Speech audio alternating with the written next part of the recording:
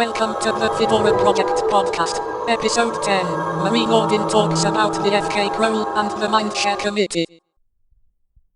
Hi, welcome to the Fedora Podcast. We are in our 10th episode, and we are coming back to current interviews. As you have noticed before, we have 5 episodes doing in all interviews that had some time to get edited, but we are back into the current Fedora project work. I'm here with Nordin. She is the current Fedora Community Impact and Action Coordinator, and she is also part of the Mindshare committee. Hello, Marie. Hi, Edward. How are you today? I'm fine. We are here recording back to the new episodes of the podcast. The first things I want to ask you is, what is the Fedora Community Impact and Action Coordinator role means in the Fedora project? All right, cool. So it's actually Fedora Community Action and Impact Coordinator. So it's FCAKE, as we like to call it here in the community. And the FCAKE does a lot of important things to keep the community healthy. So one of the main things that I do is I assist people with funding and swag and guidance for local events. And that's something that we do through the Mindshare committee, actually. It's somewhat connected, right? But, after the Mindshare committee kind of helps do that, then that comes to me and I do the admin part. So I help people get visas and I book airfare when we're traveling. I do certain various things that cost money. I manage the budget, so I'm the one who is looking at that and making sure that it gets spent and also making sure it's going into some of the right places, right? So there's kind of this admin aspect of what the FCAKE does. So that's administrative work, right? Then there's kind of my role within Red Hat. So the FCAKE also has a role within Red Hat, and that is to work on different initiatives and projects within the open source program office within Red Hat. It's usually stuff community related. So I work with them to help, kind of lead the way as an open organization, right? So Red Hat wants to continually make sure we're doing things in an open source way. So this office is, dedicated to community. And we take our time to advise people, put together resources for Red Hat and outside of Red Hat. So mainly we're doing different projects and initiatives there. I went to Red Hat Summit for Red Hat as a Fedora person, and I hung out there kind of repping Red Hat within this Fedora chat room. So that's an example of a project, like an event that we put on together. I'd say the third part of the FCAKE's role is helping with community initiatives. So people will come to me and say, hey, I have this idea. And I say, that's a great idea. Here are some people that are doing something similar. Or I think this is the place you can find the resources. Or how can I help facilitate your initiative, help it grow, right? I think up to this point, the FCAKE has been a somewhat new role. We've had a few people in the position. And my predecessors did a lot to put in some processes, but I would really like to see the FCAKE role providing strategy in the future. Moving forward here, I think there's a couple different things that's currently happening that we could use some strategy and some focus on. So that's something I'd like to see coming from myself, the FCAKE, with the support and, okay from the community on some things, but at some point someone needs to take a role on the strategy, right? And say, this is where we're going to go and this is what we're going to do. And I would like to have the trust of the community to be able to do that. There was a lot of information there. I hope it was good. I also want to thank the previous FK, like was Brian Exelbeer, because thanks to that role that you make, you receive ideas from people, I'm able to do the podcast. The first idea of the podcast goes with the previous FK. I say, hey, what if we do a podcast? I didn't have any idea how to do that. He just told me, read this, go there, ask here, And here we are, having the Fedora podcast now, 10 episodes length. That's great. Yeah, congrats. Yeah, exactly. So FCAKE helps exactly with that kind of stuff. And, we get transcriptions for the Yeah, podcast, and that costs a little bit of money. So, it does pass through the FCAKE's hand as well for that administrative aspect. yeah. There's something that really tells me a bit that I have that question all the time is as you say that your role is a paid position by Red Hat. Also, the Fedora project leader and the Fedora program manager are Red Hat employees. How this comes with the relationship with the Fedora non-Red Hat employees? I mean, for example, I didn't ask anything to Red Hat. I just used my community instance to get there. So how people can get involved in this kind of stuff, how they can ask for guidance or for help, and how is the relationship with Red Hat, how they manage the things we do. I mean, if I ask something from Red Hat, hey, I'm the host of the Fedora podcast and you paid for that. All right, so how is that can be taken from Red Hat? Right, so I'm going to say that the relationship between Red Hat and Fedora is it's a mutually beneficial relationship. I think it's hard for contributors to sometimes see that because Red Hat isn't involved in the day-to-day name and culture of Fedora, but they are, our biggest sponsor, and they're the ones that kind of let all of this happen, not but enable a lot of it to happen, right? And although it's kind of hard to see, once again, because they only crack down when things are like happening that they don't want to happen, but the rest of the time, they're happy to let us self-govern, right? So although I work for Red Hat, I'm not here trying to tell people, this is how we need to do it, or this is not how we need to do it. I try to have a conversation with the community, and in fact, I'm one of the people out there like, people need to express their feelings. You're angry at Red Hat. You gotta express those feelings, right? But I think maybe a better understanding of why maybe they're doing what they're doing would be good, and I can try to get to the bottom of that a little bit. And it's actually a question that I'm trying to learn a little bit more about within Red Hat. I have a meeting with someone who's a product manager for the RHEL product, right? That's Red Hat Enterprise Linux, to understand Red Hat's investment and interest in Fedora and its future. Red Hat definitely has an interest in Fedora being a success. And one of the pieces of that success is the community. So whenever they can, they're going to let us do it however we want to, right? When it comes down to it, there are going to be certain legal things, trademark things, various aspects that Red Hat does have some protection over, right? And they're protective over that. So it's a balance, right? But when you think about the Fedora leadership, like myself, FCAKE, FPL, and the program manager, we're really here because we're passionate about Fedora, right? And that's how we got these positions. I wasn't brought in from another spot within Red Hat. I came from the community to be in this role. So I think you can trust that I have Fedora's best in mind at all times. Yeah, I get it. I wanted you to explain that because for some reason it looks some kind of weird, but it makes a lot of sense for me because as community we don't have any face. We are just a lot of random people working around the world. But you need to protect your mark. You need to protect your Fedora logo. You need to be able to protect your fedora.project.org, your getfedora.org, and someone have to be the face of that. And in this case, it's just Red Hat. Yeah. Also, I know you from where you were working from design. We have known like from 2 years ago, I think, more or less. And I'm super fan of your work. I need to say. Mm-hmm. Yeah. Thank you. Yeah, I've done a lot with badges over the years.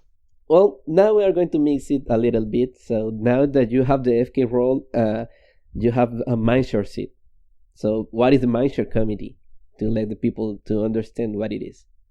So Mindshare Committee is a group of folks, and there's pretty sure it's all seats where each team that wants to bring a representative can, I guess, apply to do that. So we have specific seats already set up, right?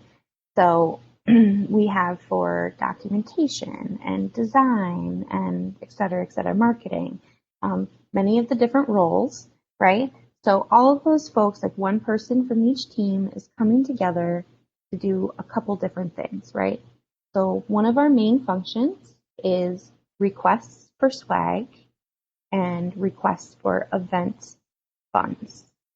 So anyone can come to the Mindshare repo and say, hey, I want to do this thing and I'm going to need XYZ amount of money or swag. Can the Mindshare committee review this, right? So in the next Mindshare committee meeting, we take a look at that ticket.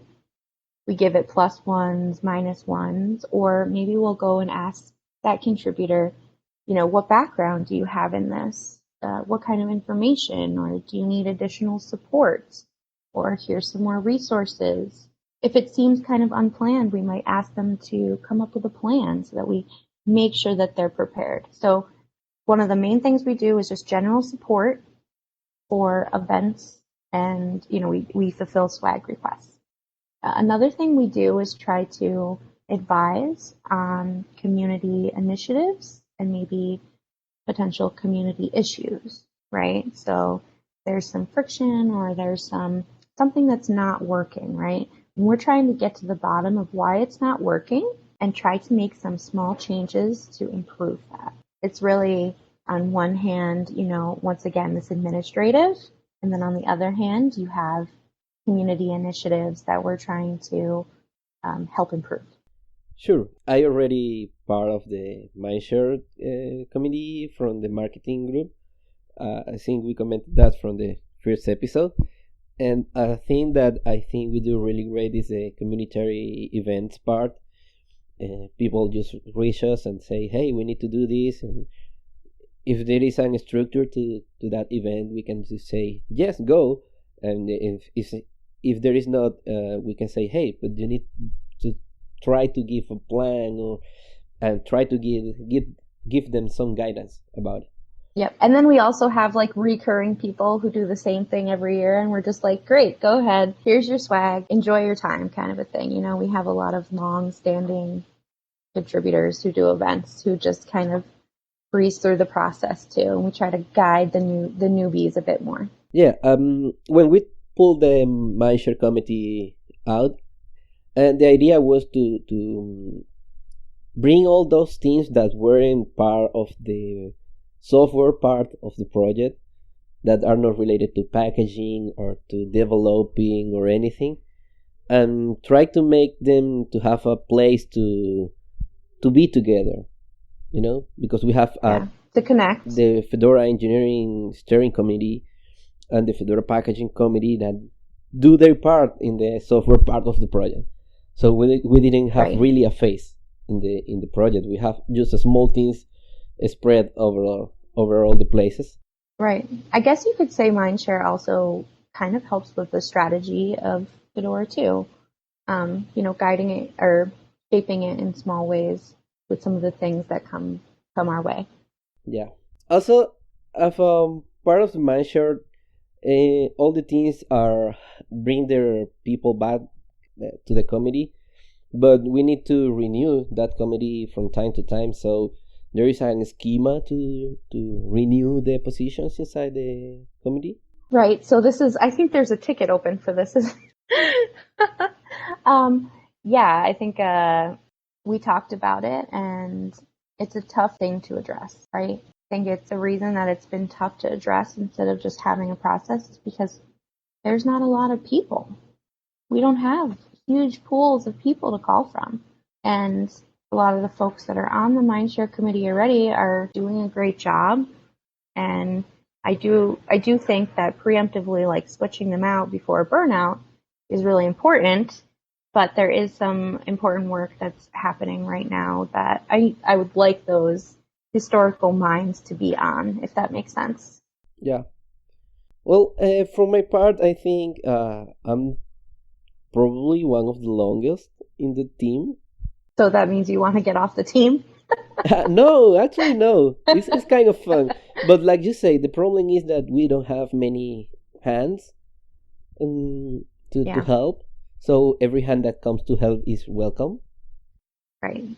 And actually, I've been starting to welcome more people to the meeting, just inviting them to try to get more of a conversation around it and to improve the visibility of Mindshare Committee in general. Yeah. For example, in the marketing team, that is one I'm part of, the work has been really, really hard because marketing was like the part that people don't get how to do. Even myself, I didn't get it how to do it. I just get sit in this train and say, hey, you are in this train since 2 years ago, so here is the rights of the train. Yeah. Write it. You say, what? But well, we try to do our best, and I think people doesn't complain about me, so I think I'm doing great. I've never heard any complaints about you, Edward. Yeah. But I do think, in general, there's a Mindshare visibility issue. Like before I became FCAKE, I didn't really understand what Mindshare did either. So it's kind of interesting, like, no matter how much information we put out, like on a docs page, people don't necessarily need to read that, right? Because it's out there, exactly what we do, right? And so maybe that's where marketing comes in. Yeah. Getting that information out to people in really easily digestible ways would be maybe one of the initiatives we can do for Mindshare visibility. Yeah. Like a 1, 2, 3. This is what Mindshare does, and we just send it out to all the lists. That makes a lot of sense. Well, normally the people outside of Fedora that just are users or they just are interested in the Fedora project because it's a well-known distribution outside, being the base of the RHEL, the Red Hat Enterprise Linux is based on Fedora. People don't just see the software, you see the technology, but they don't know the people behind that. They know some popular faces like maybe Matthew Miller, that is our FPL, maybe your face that is now the FK role, previously was Brian Exelbeer. But there is a lot of people working here, and one thing that people want to have is recognition, and that's what we need to try to address in Mindshare, and hopefully a lot of folks have some few ideas. But if people just go to one mailing list, like the develop mailing list, or I don't know, maybe the ambassador mailing list, then you see how much traffic we have, and that's part of our heavy work. We are just people doing something, and I think that people sometimes address is that your software is bad, or your program do this or don't do that, or maybe this distro do better. We are just people. We do our best. We have our ideas. If someone have a similar idea or support our idea, we'll be happy with them. And I think that's the general feeling in the community, that we are supporting each other.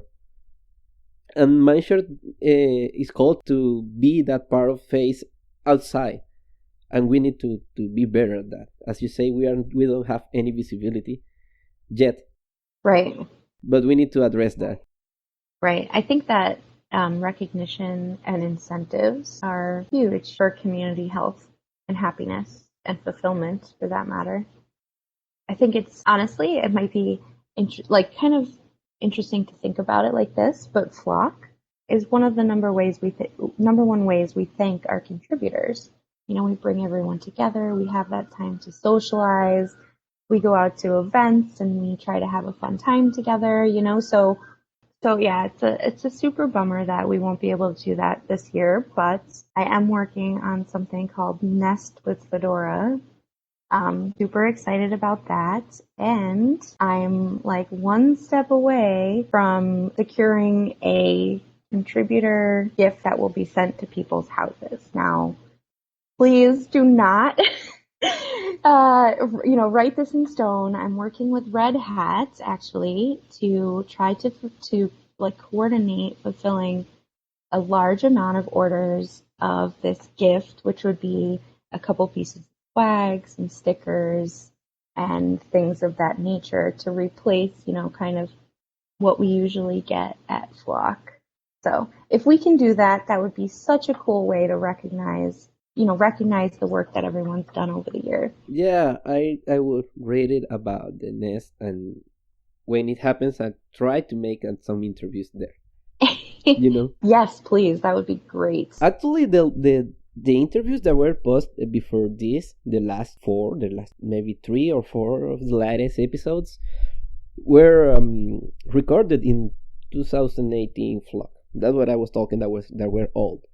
But for example, the interview with Mismo is still relevant. That was the latest release. Yes, the design team was. Even when they are having 2 years, the process is still similar in some ways, different in some other ways. Flock is a really great place when we have some time to be together. I think that the real challenge with Nest is that people don't have the time from their work to be. To being a physical location, you need to have a permission for your employee. Right. And it would be so hard to ask people to do that just for something virtual. Yeah. And the other issue that comes with it is the time zones. Sure. If you want to do live events, you need to either schedule 2 or there won't be, some people just won't be able to make it to some of them. And it definitely comes with challenges, but we're seeing a lot of virtual platforms, different things to hold virtual events, and we've been doing the Fedora social hour, so that's been cool. So I agree, like, it's just not the same. It will never be the same as just being with someone and sharing a drink and a meal and laughing, right? Sure. It's just not going to be the same. But I think, like, the social hour has given me I don't know, just happiness to see people coming together, and it makes my day a little bit brighter. I personally live alone, so isolation has been super tough for me. A lot of people have these challenges with like, how do I deal with my kids? And I'm like, how do I deal with being alone constantly? So I have like this totally different perspective. So the Fedora social hour is really nice for me. I get to chat with a whole group of people, friendly people who are all interested in the same stuff as me. So I think that there's something good about the virtual, and it's nice in this time specifically, right? We're doing it for now. Hopefully next year we'll be back to our normal Flock. Yeah, hopefully. I really love to be in another Flock. That was a really nice experience. And regarding the Fedora social hour, I never able to make it in the weeks that are at in the middle of the day on UTC, right? And that's specifically the challenge of the Nest, because I can make it because I'm working at that time. Right, but all of the people in APAC, Asia Pacific, are that's the only one they can make because the other one's in the middle of the night for them. Yeah. So I mean, it is what it is. The challenge with Nest can be because we can have a 24-hour event. Like, 3 days, 24 hours to be able to please everyone, to reach all the time zones. We can try. I'm actually thinking that to avoid too much overlap and to really let plenty of people be able to participate is to spread it out over the course of like a week. So instead of there being like 4 or 5 sessions after 5 p.m. on 1 or 2 days, you have 1 or 2 sessions each day and you're able to actually participate. So I'm trying not to squeeze it all in. I think that's a benefit of it being virtual, that we can, consume the content and participate across events throughout an entire week, right? And we could actually make some badges for this, so that people go to multiple events, right? So you can, if you go to 5 different things, you get 1, 10 example, et cetera, et cetera. So maybe we could provide some incentives for people to show up to multiple things, right? Yeah. That would be a great way. Yeah, that makes sense. Also, the digital stuff allows to record. So if you can make it, you can just grab the recording. Maybe you're not going to be having real-time feedback, but at least you're going to listen to all the things that was said. And hopefully one of your questions will be asked by someone else. Right. I want to, one of the tracks that I want to do is going to be called Ask the Experts. So actually Red Hat Summit did something very similar, and that's where I got the idea. And it worked really, really well. It was an expert on a topic, so let's just say silver blue, and then you have that person ready to speak, they're on video, and then you have another person moderating the chat for questions, right? So the moderator then feeds those questions to the expert, and the expert can just talk about them, not have to worry about reading through the chat or any of that, and you have that back and forth real-time engagement with your audience. Yeah. So that's kind of my vision for what I'd like to see for some engagement on talks. Well, hopefully we have a nice nest. Do we have a time or date for nest? Is it still? Yeah, it's gonna be mid-August. I know things are a little bit up in the air. I'm trying to work on that whole contributor gift thing. So part of that is going to be mailing times, right? And I would really love our shipment times. I'd really love for folks to get that before Nest, so we can all share pictures of ourselves with the stickers and the hats or whatever it is going to be. It would be a cool social media kind of aspect to it, and it would also make people more excited to be engaged. Like, oh, I just got this thing in the mail. I totally want to hang out with my Fedora family. Yeah, well, in middle of August, my pictures will be really, really, really down, like 3 or 4 blankets, and being super cold in the winter here in the south part of the world. Did you say it's cold in August? Yes, it's winter. That's wild. No, I'm having cold, and we are just in the 3rd month of autumn, I think. Winter will be starting in June.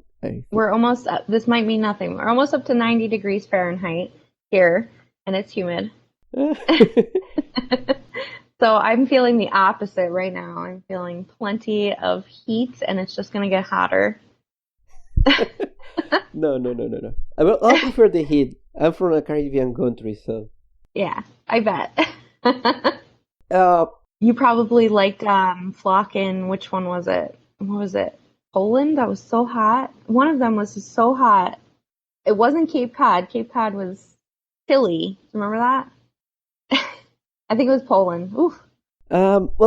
Just another question related to Nest. How the community can get involved with Nest, if they have an idea, or how they can reach the FCAKE to ask them? So there is a Flock repository on Pajor, and you can open a ticket up there. There is a ticket where we're kind of actively discussing the main strategy, so we welcome you to read that and to put in your 2 cents on it. And then kind of once the format and the platform have been chosen, I plan to make another blog post giving a formalized set of dates, and these are the different types of sessions we're looking for. And then people can submit the actual sessions, and at that point I'll also be promoting that on various mailing lists to make sure that people know, okay, we're taking sessions, and these are the ones, and here's your deadline. So that's a work in progress. So if you want to be part of the planning of what the entire thing is going to look like, you can visit that ticket now. If you have an idea for a session, just hold on to that or pop it on there, but it'll be addressed at some point soon. Okay. For for the record, for the people outside, we have a community blog that is not our magazine. Our magazine is more for more user focused. The com blog is more community directed. I think it's communityblog.fedoraproject.org. I will put links in the description. I'm going to point people directly to the next article in the blog. Well, Marie, it's been super nice to be here with you. Sorry for the inconvenience we could have. And if you have anything you want to say to our community, to the people out there listening to the podcast. Sure. I just want to say thanks for all your work. Super appreciated, Edward, and to everyone else as well.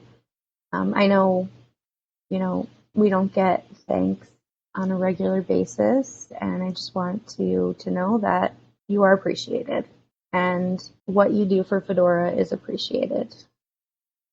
So, and also thanks for having me on the podcast. Yeah, thank you. Well, that's been for this episode, and thank you for listening, and we'll see you in some weeks. Thank you, guys. Thank you for listening to the Fedora Podcast. See you in 2 weeks with more interesting interviews.